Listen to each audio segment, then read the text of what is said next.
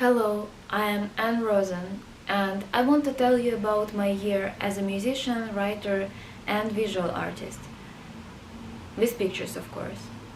So, the story of my 2021 starts at the end of 2020, when I moved to a new place in the middle of the quarantine. It was a strange and lonely time, but cozy nonetheless. That's when I began to draw my everyday life and post these digital artworks on social media as someone would post their photos. I didn't go out much and spent a lot of time cooking.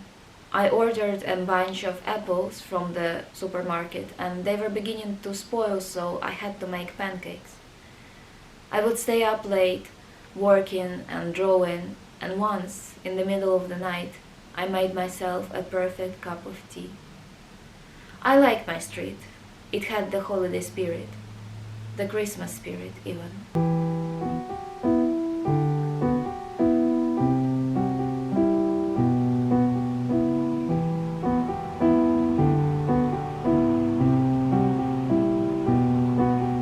I spent the last days of my 2020 drawing and playing my Yamaha.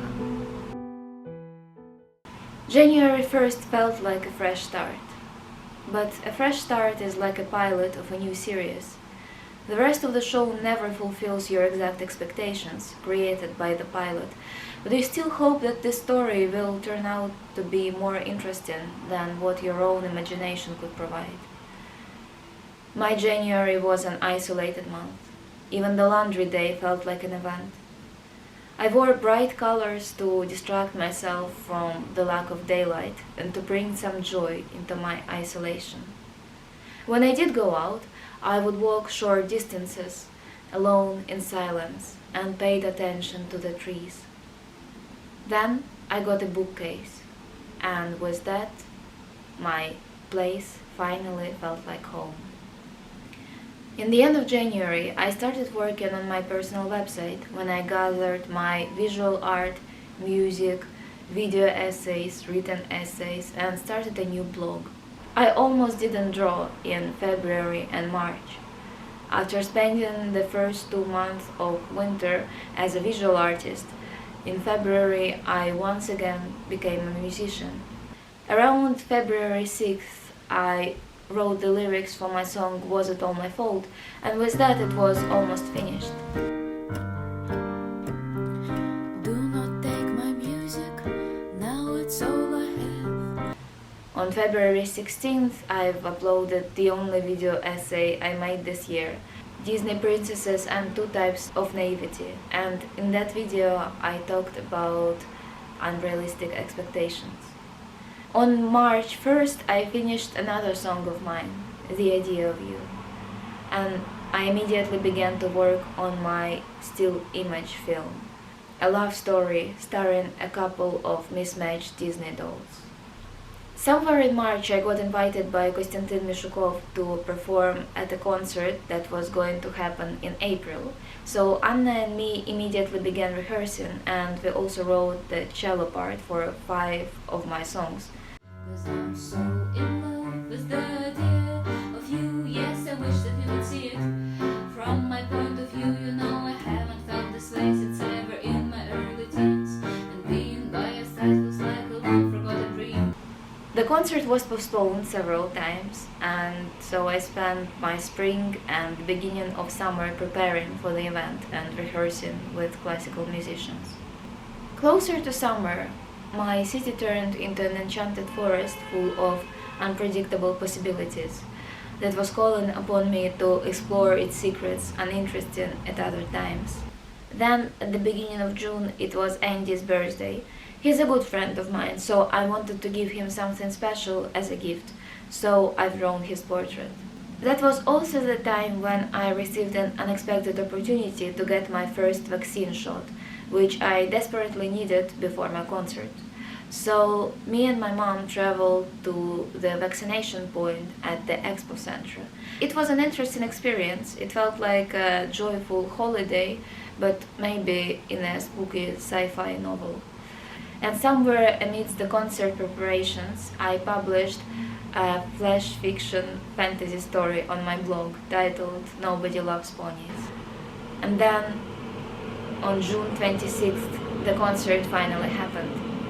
We performed at the stage of Suziria Theatre, the three of us, me, Anna, who played cello, and Olena, the pianist.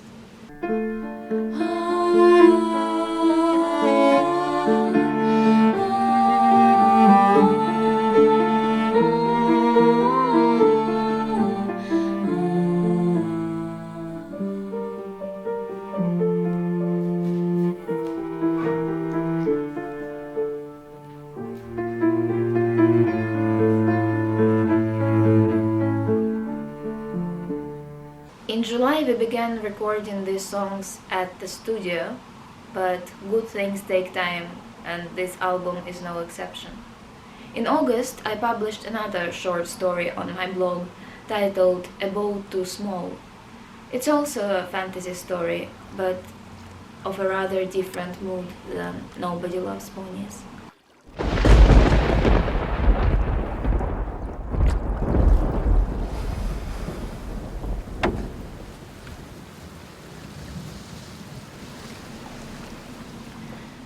At the end of August, I participated in a contest of young musicians held by Hennessy, All I Need.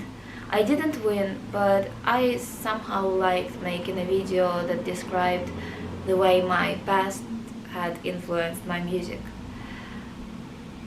Then the autumn came. The autumn is the time of writers, I believe, so I worked on things that will take a lot of time to get finished. Sometimes it would get cold in autumn, and once even the power went out. It felt like time travel, and time travel is always, at least, a little bit dangerous. Then in October I met with a writer friend whom I have known for months, but we never got the chance to talk in real life. So this artwork actually shows the moment when we finally met for the first time. I also ate a lot of pumpkin porridge this autumn. And the thing with pumpkin porridge is that it takes enough time to cook to give you an extra hour to listen to audiobooks and think about courage and honesty. There were a lot of other things that happened this year, and maybe I will draw them later. But for now I can say that this year was a good fresh start, and I just hope that the second season won't disappoint either.